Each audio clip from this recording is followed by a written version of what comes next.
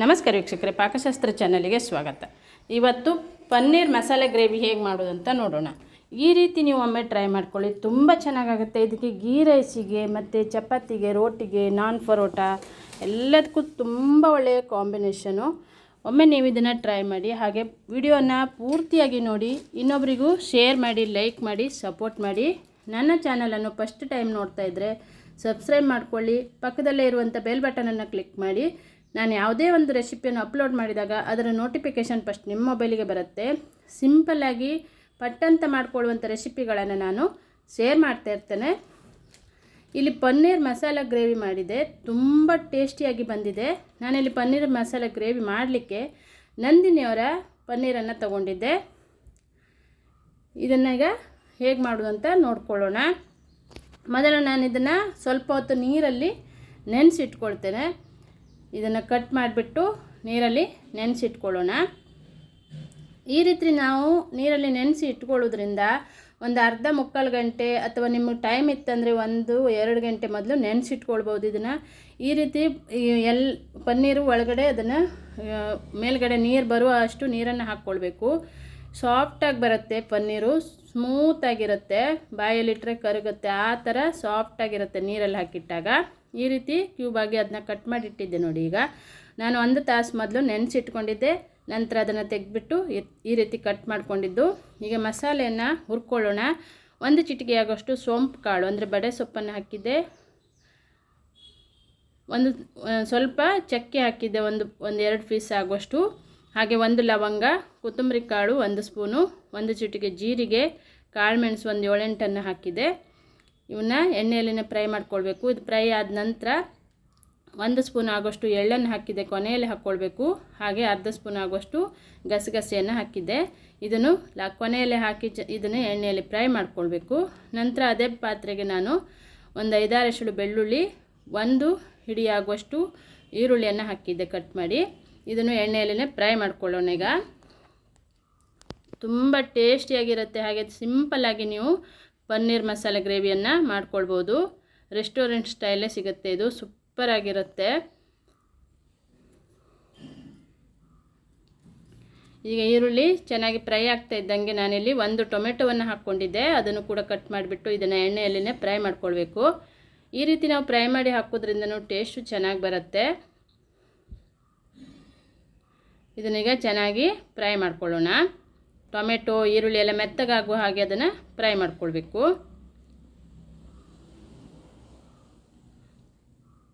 ಈಗ tomato ಈರುಳ್ಳಿನೂ fry ಆಗಿದೆ. ನಾನಿಲ್ಲಿ 1 ಚಿಟಿಕೆ ಆಗುವಷ್ಟು ಅರಿಶಿಣದ ಹುಡಿ ಹಾಕ್ಕೊಳ್ತಾ ಇದ್ದೆ ನೋಡಿ. ಇದನ್ನು ಮಸಾಲೆ ರುಬ್ಬಾಗಲೇ ಹಾಕ್ಕೊಂಡ್ರೆ ಇದು ಚೆನ್ನಾಗಿ ಫ್ರೈ ಆದಂಗೂ ಆಗುತ್ತೆ, ಹಸಿ ವಾಸನೆ ಹೋಗುತ್ತೆ. ಹಾಗೆ ಒಂದು ಅರ್ಧ ಬೌಲ್ ಆಗುವಷ್ಟು ಹಸಿ ತೆಂಗಿನಕಾಯಿ ತುರಿಯನ್ನು ಹಾಕಿ ಅದನ್ನು ಕೂಡ ಫ್ರೈ ಮಾಡ್ಕೊಳ್ಬೇಕು. ಇವೆಲ್ಲ ಮಸಾಲೆಗಳನ್ನು ನಾವು ಚೆನ್ನಾಗಿ ಎಣ್ಣೆಯಲ್ಲಿ ಫ್ರೈ ಮಾಡಿಕೊಂಡಾಗ ಅದರ ಘಮನೂ ಚೆನ್ನಾಗೇ ಬರುತ್ತೆ, ಸೂಪರ್ ಟೇಸ್ಟ್ ಕೊಡುತ್ತೆ. ಈಗ ಫ್ರೈ ಆಗಿದೆ. ನಂತರ ನಾನಿಲ್ಲಿ ಮನೆಯಲ್ಲಿ ಮಾಡಿರುವಂಥ ಖಾರದ ಪುಡಿಯನ್ನು ಹಾಕ್ಕೊಳ್ತಾ ಇರೋದು. ನೀವು ಅಚ್ಚ ಖಾರದ ಪುಡಿಯನ್ನು ಕೂಡ ಹಾಕ್ಕೊಳ್ಬೋದು. ಖಾರಕ್ಕೆ ನಿಮ್ಮ ಅನುಗುಣಕ್ಕೆ ತಕ್ಕಂತೆ ಹಾಕ್ಕೊಳ್ಳಿ. ಇದನ್ನು ಸ್ವಲ್ಪ ಬೆಚ್ಚಗಿರುವಾಗ, ಬಾಣಲೆ ಬೆಚ್ಚಗಿರುವಾಗ ಹಾಕ್ಕೊಂಡ್ರೆ ಸಾಕು. ಈಗ ನಾನು ಸ್ಟವನ್ನು ಆಫ್ ಮಾಡ್ಕೊಂಡಿದ್ದೆ, ಅದನ್ನ ಹಾಕಿಬಿಟ್ಟು ಅದನ್ನು ಬೆಚ್ಚಗೆ ಮಾಡಿಕೊಂಡ್ರೆ ಆಯಿತು. ಈಗ ಎಲ್ಲ ಮಸಾಲೆ ಹುರಿದಂಥ ಮಸಾಲೆಗಳನ್ನು ನಾನು ಈಗ ಮಿಕ್ಸಿ ಬೌಲಿಗೆ ಹಾಕಿಬಿಟ್ಟು ಇದನ್ನು ನೈಸಾಗಿ ರುಬ್ಕೊಂಡು ತರೋಣ. ಇಲ್ಲಿ ಸ್ವಲ್ಪ ನಾನು ಗೋಡಂಬಿಯನ್ನು ಒಂದು ಅರ್ಧ ಗಂಟೆ ಮೊದಲು ನೆನೆಸಿಟ್ಕೊಂಡಿದ್ದೆ, ಅದನ್ನು ಕೂಡ ಹಾಕ್ಕೊಳ್ತಾ ಇದ್ದೆ ನೋಡಿ. ಇಲ್ಲಿ ಅದೇ ಬಾಣಲೆಗೆ ನಾನು ಸ್ವಲ್ಪ ತುಪ್ಪ, 1 ಸ್ಪೂನ್ ಆಗೋಷ್ಟು ತುಪ್ಪ, 1 ಸ್ಪೂನ್ ಎಣ್ಣೆ ಹಾಕಿ ಪನ್ನೀರನ್ನು ಮೊದಲು ಫ್ರೈ ಮಾಡ್ಕೊಳ್ತೇನೆ. ಈಗ ಚೆನ್ನಾಗಿ ಇದನ್ನು ಫ್ರೈ ಮಾಡ್ಕೊಳ್ಬೇಕು. ನಾವು ನೀರಲ್ಲಿ ನೆನೆಸಿರೋದ್ರಿಂದ ಪನ್ನೀರು ಸ್ಮೂತಾಗಿರುತ್ತೆ, ಜ್ಯೂಸಿ ಆದಂಗಿರುತ್ತೆ. ತಿನ್ನುವಾಗಲೂ ಹಾಗೆ ಸ್ಮೂತ್ ಸಾಫ್ಟ್ನೆಸ್ ಸಿಗುತ್ತೆ ನಮಗೆ. ಈಗ ಇದನ್ನು ತುಪ್ಪ ಮತ್ತು ಎಣ್ಣೆಯಲ್ಲೇ ನಾವು ಫ್ರೈ ಮಾಡ್ಕೊಳ್ತಾ ಇರೋದು. ಅದು ಫ್ರೈ ಆಗ್ತಾ ಇದ್ದಂಗೆ ಈ ಕಡೆ ನಾನೀಗ ಮಸಾಲೆಯನ್ನು ರುಬ್ಕೊಳ್ಳಿಕ್ಕೆ 1 ಸಣ್ಣ ಪೀಸ್ ಆಗೋಷ್ಟು ಹುಣಸೆ ಹುಳಿಯನ್ನು ಹಾಕ್ಕೊಂಡಿದ್ದೆ ನೋಡಿ. ಹುಳಿಗೆ ಇದು ಟೊಮೆಟೊ ತುಂಬ ಹುಳಿ ಇತ್ತಂದರೆ ಹಾಕುವ ಅವಶ್ಯಕತೆ ಇರೋದಿಲ್ಲ. ಇದನ್ನು ನೈಸಾಗಿ ರುಬ್ಕೊಂಡು ರೆಡಿಯಾಗಿದೆ. ಇದನ್ನೀಗ ಸೈಡಲ್ಲಿ ಇಟ್ಕೊಳ್ಳೋಣ. ಈ ಕಡೆ ಪನ್ನೀರನ್ನು ನಾನು ಚೆನ್ನಾಗಿ ಹುರ್ಕೊಳ್ತಾ ಇದ್ದೆ, ಇದನ್ನು ತೆಗೆದಿಟ್ಕೊಳ್ಬೇಕೀಗ. ಇದನ್ನು ಒಂದು ಪಾತ್ರೆಗೆ ತೆಗೆದಿಟ್ಕೊಳ್ಳೋಣ. ಈಗ ಅದೇ ಕಡೆಗೆ ಎಣ್ಣೆನೂ ಉಳ್ಕೊಂಡಿದೆ, ಅದಕ್ಕೆ ಸ್ವಲ್ಪ ಎಣ್ಣೆನ ಹಾಕಿದೆ. ಈಗ ಪಲಾವ್ ಎಲೆ, 1 ಚಿಟಿಕೆ ಸೊಂಪು ಕಾಳು ಎಲ್ಲ ಮಸಾಲೆ ಐಟಮನ್ನು ಹಾಕ್ಕೊಳ್ಳೋಣ. ಈಗ ಹಾಕಿಬಿಟ್ಟು ಜಜ್ಜಿಟ್ಟಂಥ 5-6 ಎಸಳು ಬೆಳ್ಳುಳ್ಳಿಯನ್ನು ಹಾಕಿದ್ದೆ ಮತ್ತು 1 ಈರುಳ್ಳಿಯನ್ನು ಉದ್ದುದ್ದವಾಗಿ ಕಟ್ ಮಾಡಿ ಹಾಕಿದ್ದೆ. ನಾನಿಲ್ಲಿ ರುಬ್ಲಿಕ್ಕೂ ಒಂದು ಈರುಳ್ಳಿಯನ್ನು ಹಾಕಿದ್ದೆ. ಇದನ್ನು ಚೆನ್ನಾಗಿ ಎಣ್ಣೆಯಲ್ಲೇ ಫ್ರೈ ಮಾಡ್ಕೊಳ್ಬೇಕೀಗ.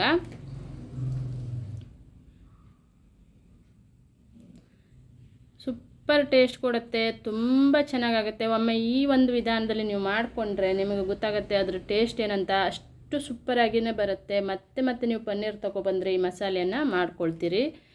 ಈಗ ರುಬ್ಬಿದಂಥ ಮಸಾಲೆಗಳನ್ನು ಹಾಕಿ ಈಗ ಅದನ್ನು ಸ್ವಲ್ಪ ಎಣ್ಣೆಯಲ್ಲೇ ಫ್ರೈ ಮಾಡ್ಕೊಳ್ಬೇಕು. ಆನಂತರ ನೀರು ಹಾಕ್ಕೊಳ್ಳೋಣ. ಈಗ ನೀರನ್ನು ಹಾಕ್ಕೊಳ್ತಾ ಇದ್ದೆ ನೋಡಿ. ನೀರು ಕೂಡ ಹಾಗೆ ತುಂಬ ತೆಳ್ಳಗಾಗೋದೇನು ಬೇಡ, ಮೀಡಿಯಮ್ ಆಗಿರಲಿ. ತುಂಬ ದಪ್ಪನೂ ಬೇಡ, ತುಂಬ ತೆಳ್ಳಗಾಗೋದು ಬೇಡ. ಈಗ ಇಲ್ಲಿ ನಾನು ಸಣ್ಣಕ್ಕಿ ಎಲೆಯನ್ನು ಕಟ್ ಮಾಡಿ ಹಾಕ್ತಾ ಇರೋದು. ಸಣ್ಣಕ್ಕಿ ಎಲೆ ಇದ್ದರೆ ಹಾಕ್ಕೊಳ್ಬೋದು, ಇಲ್ಲಾಂದ್ರೂ ಆಗುತ್ತೆ. ಇದ್ದರೆ ಅದು ಫ್ಲೇವರ್ ಸೂಪರಾಗಿ ಬರುತ್ತೆ. ಹಾಗೆ 1 ಚಿಟಿಕೆ ಆಗುವಷ್ಟು ಕಸ್ತೂರಿ ಮೆಥಿಯನ್ನು ಹಾಕಿದ್ದೆ. ಈ ಗ್ರೇವಿಯನ್ನು ಚೆನ್ನಾಗಿ ಈಗ ಕುದಿಸ್ಕೊಳ್ಳೋಣ. ಮತ್ತು 1 ಸ್ಪೂನ್ ಆಗುವಷ್ಟು ಗರಂ ಮಸಾಲೆ ಹುಡಿಯನ್ನು ಹಾಕಿದ್ದೆ. ಈಗ ಚೆನ್ನಾಗಿ ಮಸಾಲೆಯನ್ನು ಕುದಿಸ್ಕೊಳ್ಬೇಕು